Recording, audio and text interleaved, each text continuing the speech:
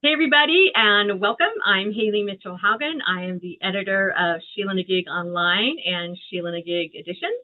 And tonight, I'm very excited to welcome Michael Dwayne Smith from the California Desert here to celebrate his lovely book, Shaking Music from the Angry Air. So this is the book that we are celebrating tonight. We'll be hearing from Michael, and we'll also be hearing from a selection of contributors to our Sheila-Na-Gig summer issue. So we'll be doing that as well. So thank you all for being here. So Michael's quite well known in the poetry community, but some of our listeners and may not know him. So I'll give you a little bit of background from his bio. Michael Dwayne Smith lives near a ghost town in the Mojave Desert with his lovely wife, rescued horses, and Calamity, the California Calico Cat. He's the author of 5 books, including Shaking Music from the Angry Air. That's his 4th. He's a recipient of both the Hinderaker Poetry Prize and the Polanowski Prize for Fiction.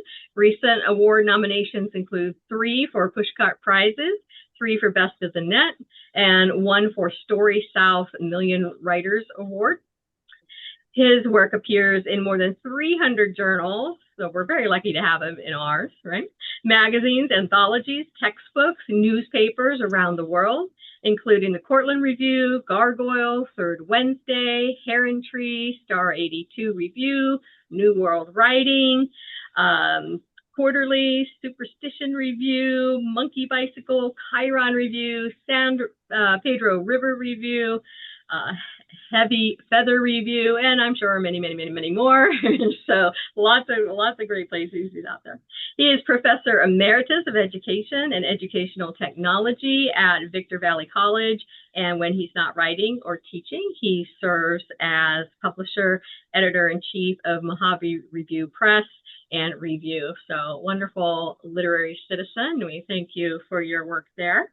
He's also served as editor-in-chief of the literary journal Cease, Cows and Mosaic, and guest editor of Chala Needles Literary Journal, and as a judge for the Dogfish Head Poetry Prize in book length collections. So busy dude, right? And lots of fun. Very excited to welcome Michael Dwayne Smith. So take it away, Michael. Thank you so much, Haley. Love and gratitude to you for all the amazing work you do for the entire poetry community, and love and gratitude to everyone attending tonight. I really appreciate it. I'm very excited about this. And so since I've got that going, I'm just going to dive right in here to this book. And so the first poem we're going to hear out of this autobiographical book, but in a strange and oblique sort of way. The name of this poem is To a Murdered Boyhood Neighbor.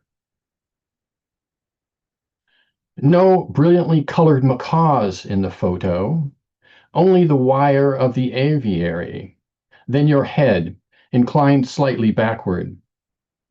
Later that summer, some men shot you. Other people threw you in an ambulance, the morgue, a grave. I confess, my feeling barely noticed your grim end, though we were neighbors, though we exchanged uneasy banter in the splintered days and homes of mutual friends. I hated you with virgin purity, wished to trembling you would die, as lonely and miserable as I felt to be alive. Exploring memory, I find your burned out cage. Seems on the days I see you in that photograph, a devastating crash occurs. You are wreckage, twisted to cold fossil in your younger age. You are fear, clawing out from under desperate plumage. Bony talons pressing a blade to my little dove throat. You unfolded the grand theatrical wings of a death you would years later unwittingly become. So, you will never read this poem, and no one else can understand it. My words just dirty feathers and lice, molted, disease escaping on air, where we survivors resist like monoliths a desire to fly. We pretend not to be exhausted from watching the blackened nonsense of birds being hatched and dying. So that particular piece, I probably should have just mentioned before I read it that lovely young gentleman used to lay for me in the mornings when I used to walk to school and grab me and put a knife to my throat and tell me he was going to kill me. So that's the origin of that poem. So, all right. Um, Another piece that's sort of family oriented. Um, This one's entitled Poem Ending with a line from Luc Besson's Lucy. Dad treasured Anne Murray's Snowbird, liked to wore that record out, until, during a case of Coors with a neighbor, he heard the double whammy. He'd been listening to a Canadian lesbian. He broke what he loved, threw it out. I wear jeans and a sports coat to the service, no tie, pay the choir to sing Snowbird. My sister paints her nails during my eulogy. After, back at the house, store-bought potato salad, deli platter, neighbors and relatives chatter on anything but Dad, who hate it hard, though me and Sis do not, us both excommunicated for relations with gays and not whites. Despite his Mexican buddy and drunk holiday habit of dancing around singing in one of Mom's dresses as a joke. Always kept a dog to kick, yell at, lock outside at night, and muttered dark evangelical passages, trapped between the fool's gold of heaven and his seething lust. Sis thinks she had him figured. I did too for a time, us both kicked and locked out of home, but I've thought more about it since, parked by the river under the cottonwood at night. The truth is, we don't know any more than a dog who watches the moon. Thank you. All right. This one I think seemed apropos of an August reading, because this one is all about the heat here where I live. It's called Another Victor Valley Summer. Freaking hot. So what's new in the desiccated view? My head sopped like a filthy mop, and all I see is trucks. All these trucks. Why so many goddamn trucks? And Call of Duty losers who pay to wash them every day. When I had my F-150, RIP, rain washed it, or I hosed it off in my driveway, me sucking on a beer bottle like dark art. Any way we look at truth, it creaks. Then we protest, like Janine, who's always fogged or worse, wired, with 30 milligrams of Ritalin kicking in, plus 3.5 grams of homegrown shrooms. But really, she's a kind of masterpiece. Coming up your gravel driveway, opening your gate, glaring through your front window. So if you leave the porch light on, she'll be there, wiping her eyes, claiming to be clean, no privacy, half-naked interloper, an unwashed truth right before you. Can you bring yourself to dance with it? Or would you stare like it's on a screen? A movie character you'll study later if you have the time. As decades pass, with Janine's mascara still smeared, and we inch through the day. Back to our bedrooms, our mosquito dreams, distant laments, strange and precious. This next one is one that was published in Sheila-Na-Gig. I was very, very, very, very, very happy when this poem got picked up. One of those ones you get invested in. I know it's bad when you do that. But if you get invested in one, the poem has bad luck for its whole life. But that's just didn't happen with this one, so I'm very happy about that. This one is entitled A Kind of Hum. That time when I took a train south through a western night sky, all night it seemed, crossing coastal bridges, gliding gulls in the window, stars phosphorescent, dropped like rhinestones in the backlit surf, tracks clacking beneath cloudlets of cigarette smoke, trapped in my dim compartment with strangers disinterested and silent. Except a woman, humming, and it was familiar, salient, the tune of her voice. But still today, I can't place it, though I can hear her as clear as my mother saying, "Honey, everyone wants to be something to write home about." Though I never did, and then Mom was gone, just like the lovely girl I was riding that train to get to, longing to be even a subplot in her story. But youth is a pair of scissors, thinking it can rearrange anything in any way, snip out obstacle or inconvenience, the holes letting your shadows in. And what if I said you were made of all the things you don't understand, clever caged bird? What if all the duct tape, cracked windows, bitten lips, abandoned puppies, boarded shops, dirty snow, dying trees, spent winds, and uneaten midnight diner cherry pies on the long road back to the home you can't ever get to? What if these wet red brake lights in the dark are a kind of hum you're supposed to know? Yet here you are, fluttering in the rattling train car of a memory, destined to extinction, no history or high mass, dulcet loneliness. Thank you, thank you, thank you, thank you, thank you. All right. This piece is entitled Every Damn Thing. Was it angels or devils that tortured Frida, is what I've wondered. Or sometimes whether stars are too far away to be looking at. You were always either micro-politically upholstered like some Bernadette Mayer sonnet, or slipping in and out like blue smoke from Miles' trumpet. But I digress. Once Frida had a stake driven through her, she never had to pretend again. Poor Diego, always envious of this. I've pulled peregrine, sliver, brushfire, shrine, numinous jazzy scats from down inside, even what felt like fishhook.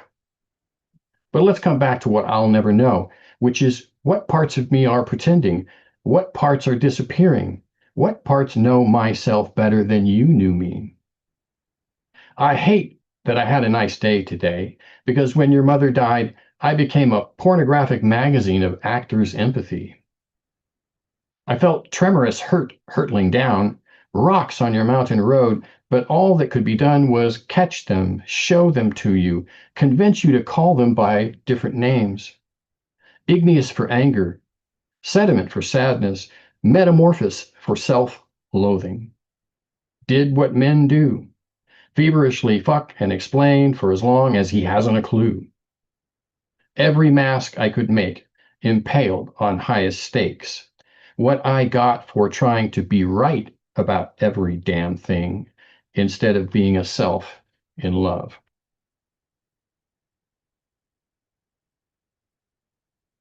Thank you, thank you, thank you, thank you, thank you.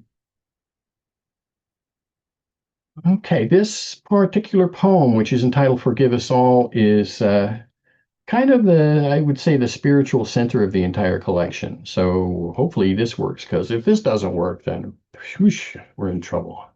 All right, Forgive Us All.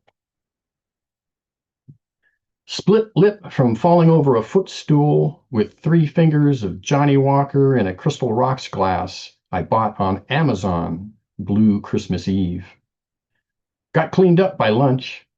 Had those vagrant red goose-lit eyes you see on TV in beaten downtown bars where everyone drinks Kessler or 10 High. My boss's son was murdered by white supremacists at Cal State. Everything's frosted over in the morning. I slowed down, ate too much rich food, stopped trying. My wife was happy to have her sickly mother to worry about instead of me. Time is a trick. This toothsome 60-something black guy with a bushy mustache, wearing a 7-spiked crown and a pink prom dress, leaned out a passing car window to shout, "I say yes, I forgive you all," then blew me a kiss. "Remember Miss Liberty," she said. riding into the sunrise. When the moon was fat that bright white morning, I walked right through the muscle of her pink breath. She's on the river's other side, where I can see horses and passerines. Wild blue sweet clover. I keep calling up strength to make the swim over. Same moon at night. There is no sleep outside her. Her a cracked bell with the drag queen clapper.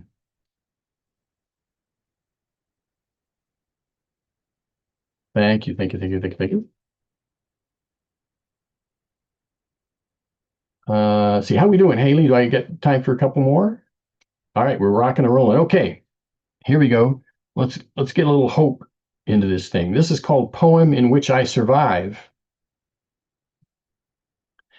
I wake wondering why I am horizontal on my birthday, 67th. More shortcomings than there are grasshoppers in summer, more ambition squandered than Bukowski. My bed may as well be a coffin, even moonlight avoids it. At the Dollar General, I buy 2 6-packs of Korean beer to celebrate my doctor's misdiagnosis.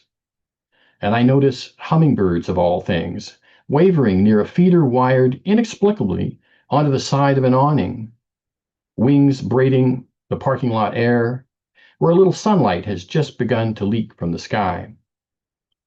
Somewhere right now, masses, devoid of contrition, are praying for the strength to destroy those who thirst, those who survive by eating 14 crisp green grasshoppers a day.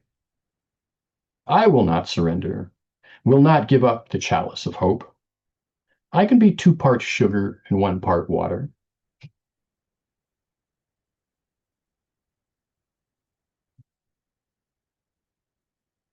All right. This is called Come from the Blinding Light and Here. And this comes out of the experience of the birth of my first grandchild. So come from the blinding light and hear. Let me tell you about the riotous golden rock daisy bloom along the riverbank and how no one can get enough of the new mare. You'd go gaga over her. Blue, gray, and white scrub jays have nested in the sugar bush. This morning I watched them collect shiny objects to stash in their twigs. As of today, our chit-chat has been a clandestine language for 22 years. Out loud or by way of pen, words snagged in my throat, flesh on barbed wire. Until now. I still feel your palm in mine when you slipped away.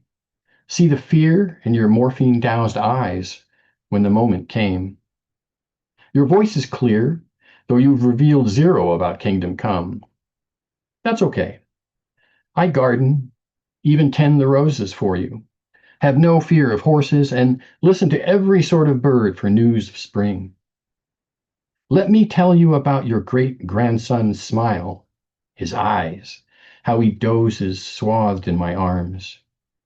I whisper your name, secretly, in his immaculate ear.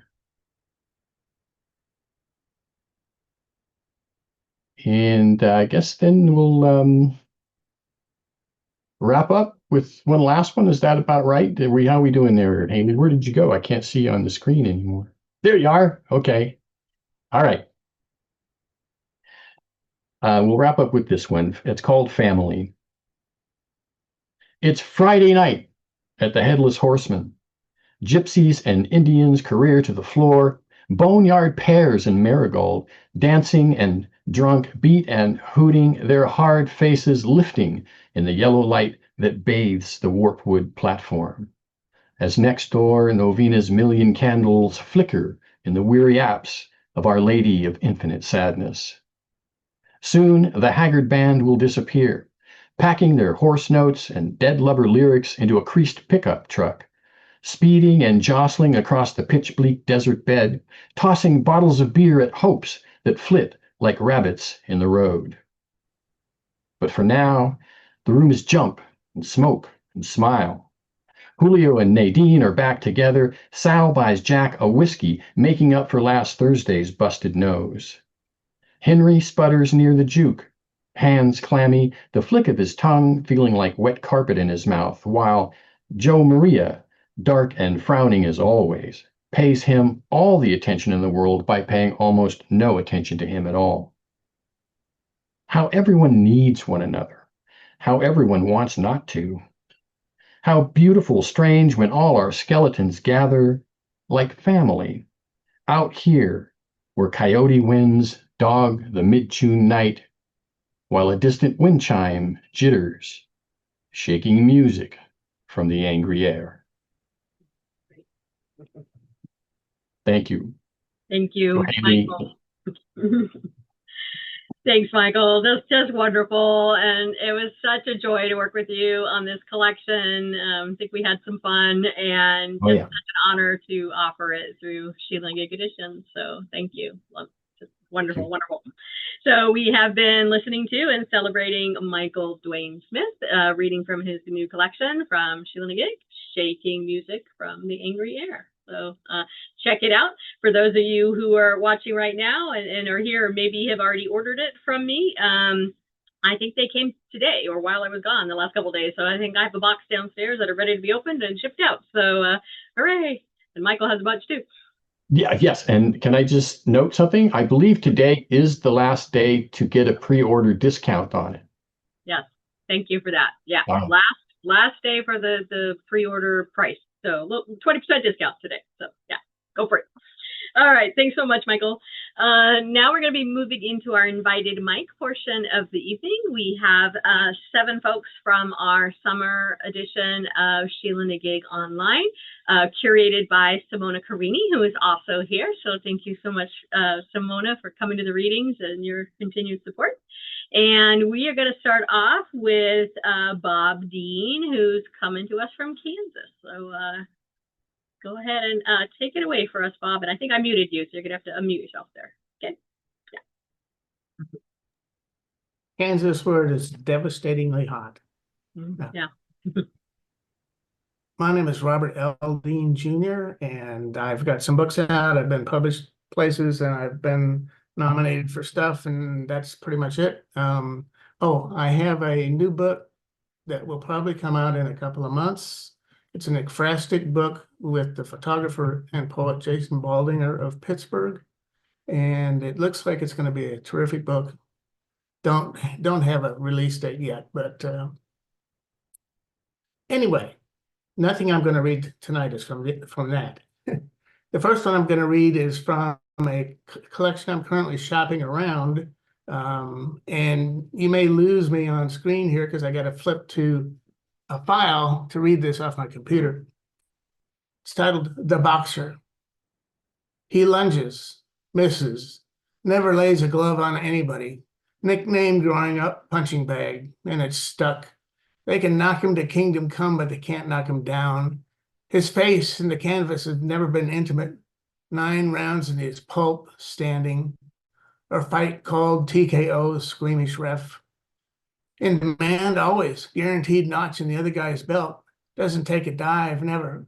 Freddie tells him, hang it up, sport, your brain's going to be mush. But Freddie hasn't. Freddie still manages him. Freddie's brain is mush, has to be. Nothing's the percentage of nothing. So there's got to be something worth hanging in for. Taking lumps, spitting,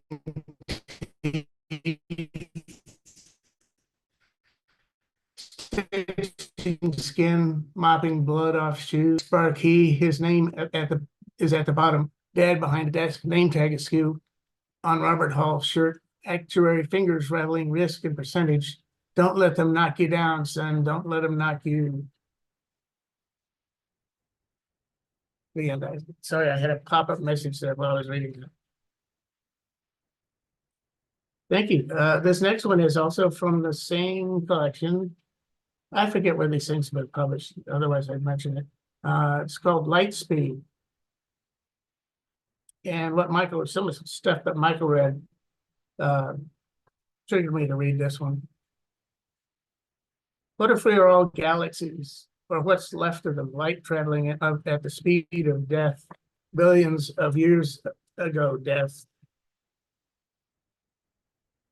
Sorry, wrong glasses. Billions of years ago, death, seeking the open eyes of one curious child, neck craned, scanning the heavens, not for some sign of God, but for some sign of others. Some sign others were once here, brilliant, beautiful, spinning, spiraling out from their own dark matter. And what if we take up residence in those eyes? Are we born again? Will we live forever, see ourselves looking back at ourselves, or wink out in a flutter of lashes? And where do we go when the mother calls out, the child climbs in bed? Where do we go when the sun comes up? Does the child dream of us, carry us to school? Hear our primal Big Bang screams in the interstellar space between the teacher's 1 + 1 = 2? And if the child too is star stuff, then what is it we retain in the orbs of our spiraling arms, cradle as we collapse into black hole lullabies, retrograde toward wombs of initial singularities? And what if the multiverse, all those infant orbs gazing up, down, eyeing infinite variants of us? Do we die in all our incarnations when we die in one? Or do we, as in dreams, blaze forever, one heaven or another, birthing, rebirthing, scanning the skies for the remnants of all the lives of us? Thank you. I'm Molly Fisk, and I'm coming to you from Nevada City, California. We had the name Nevada before the state did, and then we had to add city afterwards. I have a new book coming out, the first in 15 years, from Red Hen Press on April 7th, and it's called Walking Wheel. It's a bunch of linked poems about a young couple in 1875, which is not like anything I've ever written before. So it'll be interesting. I don't even know how exactly to read from it. I'm going to read you 2 poems, and the second one is in the summer issue. And thank you, everybody who put that together. And thank you, Michael, and thank you, Bob.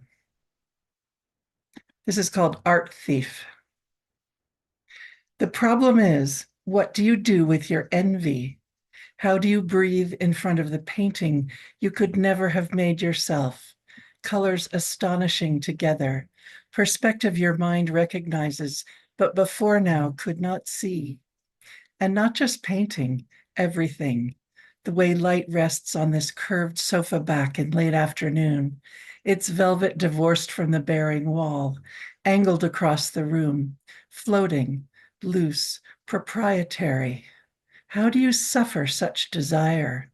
To have thought of that yourself, to open in an impossible way, so beauty enters your body to be digested and transformed. The long ache of being inexpert. The power it wields, which, like any true weapon, you must learn to hold gently, careful not to slice your own veins.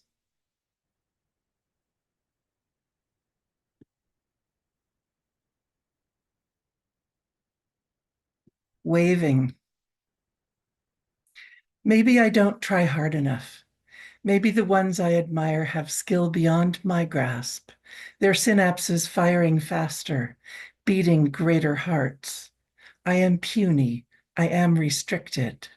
Alas, the self looking back at the self, while missiles fire and hospitals explode around previous common suffering. Could there be anything useful to say and someone to say it? Anyone? Everyone. Breathe in sorrow, exhale dignity, loving kindness. To stop a missile, you stop the plane refueling, the burr of metal on metal to shape the housing. You don't extrude or load. You pay the makers a living wage to make something else. It is rocket science. And simple, like the shape of the nurse's forearm blown above us, a bird, a signal. The hand looks like it's waving. Those with money don't need more money, a seaport. They have plenty of shoes. The killing is made general, is made abstract to blind us. In a poem, you earn your abstractions. The living human mind comprehends specifics, a breath, an arm, that bullet shape. Now we are located. Thank you. Molly, Bob, Michael, amazing. Already in a poetry trance here. I'm Wendy McVicker. I'm very grateful to the folks at Sheila-Na-Gig for publishing my work, including Alone in the Burning, a recent collection. I'm going to read two poems. The first one is from the summer issue, and fire and water seem to be my themes tonight. Sage on the sluggish morning air startles here in our corner of Appalachia, where the woods are thick and wet and green, scented with honeysuckle and rain. We are miles and miles from the bee-buzzing California hills, where we wandered among dry, silver-tongued plants so close to the sky. Along the ridge, a scar of blackened earth showed where flames charged through the year before. Balanced between fire and sea, salt and ash, we breathed sage and the deep stillness of chaparral. Lizards, heartbeat of the rocks, thrumming in the sun. And I should say that I'm in southeastern Ohio, but like Haley, I have a California connection. So this is what water knows.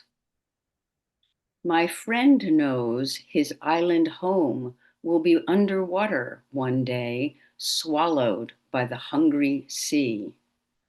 Another friend built her dream house on landfill, a narrow spit between ocean and bay. In storms, the waters meet, a family reunion where they talk with much bubbling and foam about how they will all be together again one day. Here, beside our tamed river, it rains and rains. The river jostles, pushes against her banks, struggles to find her way back to her old path through town. She rises. She knows. Water once owned this land. Water will take it back. Thank you. Wow. Congratulations to Michael. And thank you to the editors of this issue for including my work with everyone else's. I'm really happy to read with people tonight and hear people's voices. If you want to know more, there's a website, lisabellamypoet.com. I'm reading tonight from the Adirondacks, where I sometimes live. The first poem I'm going to read is from my collection, The Northway, which and it's titled Bark Eater. Bark Eater. Yes, a snooty Mohawk word for bumpkin, for yokel, lacking the smarts and gumption to hunt. But I say a bark eater makes do. Consider this, a hungry traveler on a hard journey who, as the pale winter sun goes down, sees only trees and snow, but does not lose her cool. She refuses to starve. Without hesitation, she sharpens the knife, slices a white pine and roasts the bark like a banquet of bear steak. This barren meal is hardly a tale told by an idiot. She is pleased to call it feast. Girl, my mother used to say, you always land on your feet. The bark eater toasts the dog's star and asks for protection, thus surviving yet another frozen night without tears. She knows she can cry all she wants in the spring. Missy, my father used to say, play the cards you're dealt. A bark eater spies the morning star and spits into the wind, her prayer of water and air. She doesn't need a compass. She knows she's walking north. She's traveling light. Thank you. So the other poem I'll read is from a new collection that I just put together. And as of tonight, as of 7:45 p.m., it's the first poem in the collection. I just finished ordering them. We'll see, but it's titled Bardo Body. And Bardo, for people who haven't heard that word, it's a Tibetan Buddhist word for the in-between state. And this refers to the in-between state between death and life. Bardo Body. I won't lie. Yes, the engineer's daughter in me says, don't be idle, make yourself useful. But I can confirm, floating in the blue haze was fun. No clocks, clothes, useless schooling, but I got antsy. Repetitive sing-fest, placid harmonies to the so-called music of the spheres. I pined for cacophony, rough riffs. I called for a new mix, but higher-ups ignored me. In a nice way, of course, a spiritual way. Thanked me for sharing difficult feelings. Had I had teeth, I would have ground them. What I needed, I realized, was a body. Yes, a mother. Thus, the guardian of coming and going opened a door to my next life, whispered, do it. In utero, I hummed. Thank you. I look forward to hearing everybody else's work. Thank you. Wow, this has been such a great reading. I'm Ellen Austin Lee, and Haley, thank you so much for giving us a voice on the page and also having these readings, which is so great. Michael, I loved your feature reading, and everybody's readings have been so great. So I'm going to read the poem that was in the summer issue of Sheila-Na-Gig. And then I'll finish with a poem from my new collection, Incidental Pollen, out from Madville Publishing in May. So I'll read a short piece from that. So this first one is Losing Our Fathers, and it's a contrapuntal, so I'll read it in the 3 sections. And the fathers is my father and my husband's father, although could be anyone's fathers, as you will hear. So, Losing Our Fathers. It was the time Mother pointed to the dates on a calendar to untangle the thread of time in his mind, the days draining from the sink more quickly, as if once stopped, the plug pulled, the full brain erases the time before, when he checked the locks at each door over and over, so no one could get in to steal more than had been already taken. Him on the kitchen floor, unable to move his left leg and arm, his strong form a frozen river. We skate, then tumble in the water, drowning, then a rescue attempt.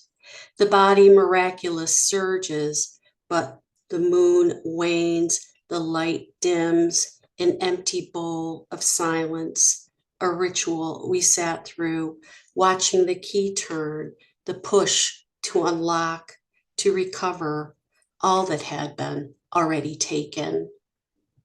It was the time Mother pointed him on the kitchen floor to the dates on a calendar, unable to move his left leg and arm to untangle the thread, his strong form a frozen river of time in his mind, the days we skate, then tumble in the water, draining from the sink, more drowning than a rescue attempt.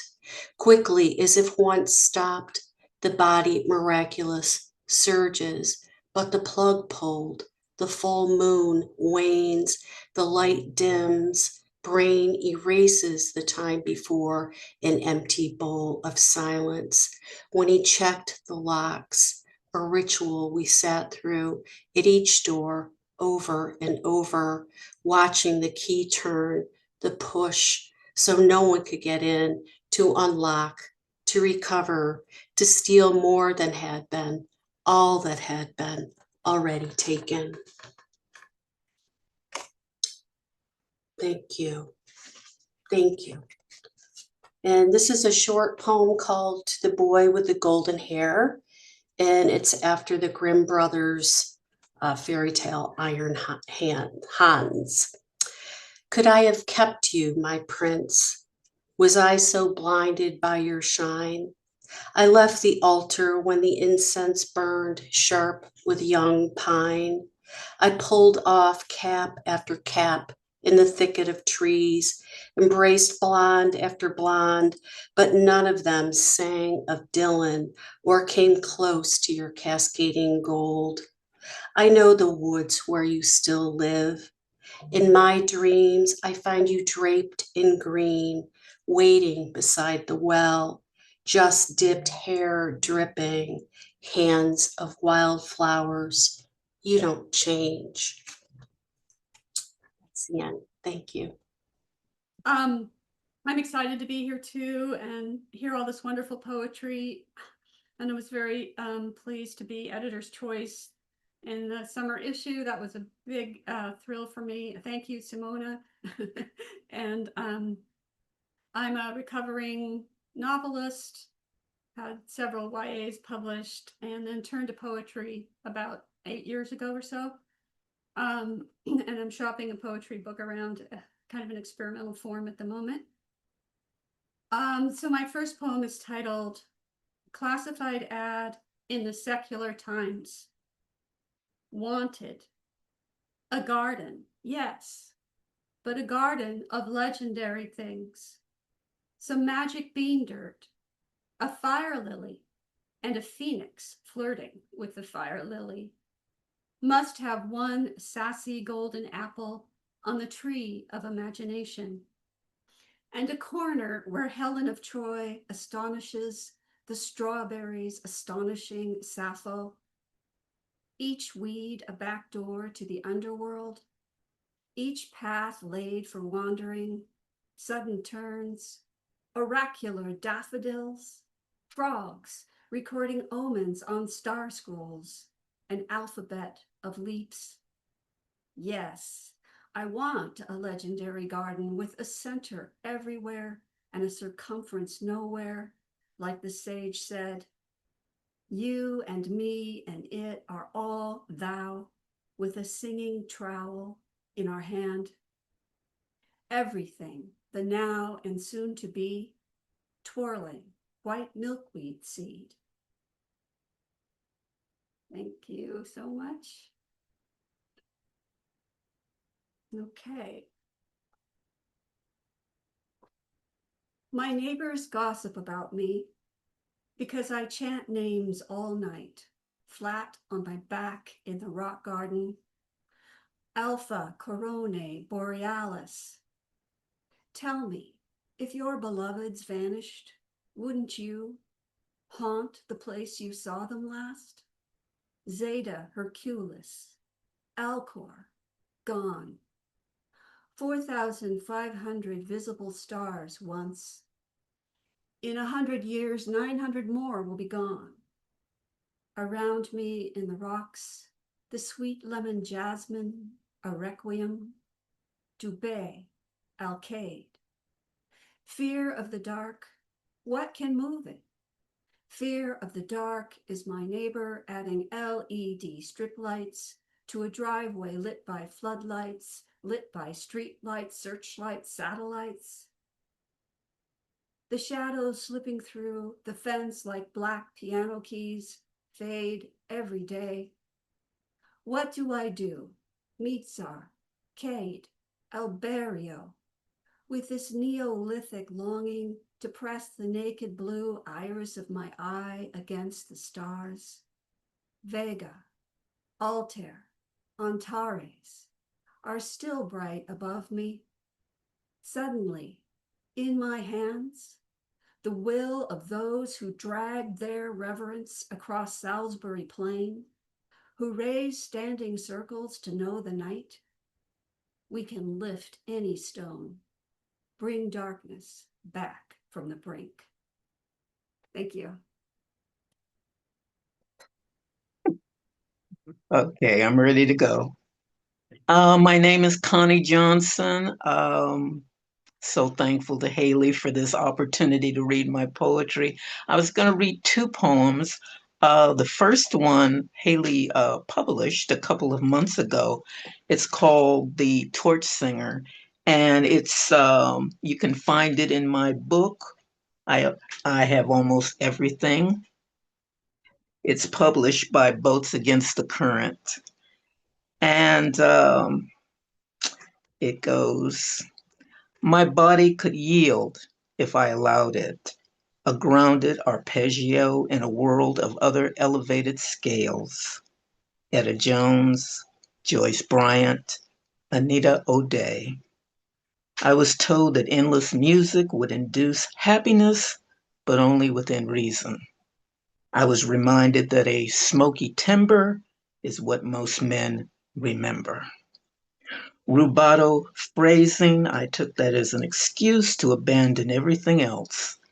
Backseam nylons, shoulder pads, and a victory roll. Nobody mistakes me for a novice due to the way I spin oral sugar. I blow dust and particles of magic. Sadly, the results are always the same. Lithe figures of jazz concoctions and just an excuse to call you my hepcat. All too soon, my knees are knocking on the bandstand, and there's a guy backstage who thinks he knows me better than I know myself. Magic at the mic, and a body poised to deliver the va-va-voom of a jazz legacy.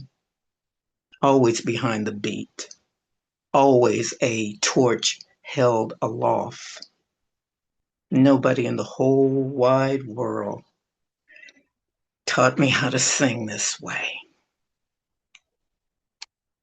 My second poem is This Was Just My Random Thought. A face painted on the pavement gets to stare up dresses passing by. I'm invaded by dark hunger, while sausage thighs are your idea of erotica. Spine butterflies enjoy the colors of jazz, a face of cat-eyed liner, and what remains of my divinity. A solitude of ashes prepare to get blown away. Rain-filled corridors announce that it's time to drown. My penciled-in last fantasies get lost in transit. I am a furious flutter of all that is wrong with the world. And Brubeck promised to meet me in Tunisia, but I was waiting for you. Thank you. Thank you, Connie. We do hope to have Connie back as a featured reader sometime before the end of the year to celebrate her new book from Against the Current Press. So thank you for giving us a teaser for that. And thank you for our readers from our summer issue of Sheila-Na-Gig Online. And many thanks again to Michael Dwayne Smith, reading from Shaking Music from the Angry Air, available at Sheila-Na-Gig Editions. That's Sheila-Na-Gig-blog.com. You can find our books and our volumes and check out what we've got going on. So thanks for coming by, everybody.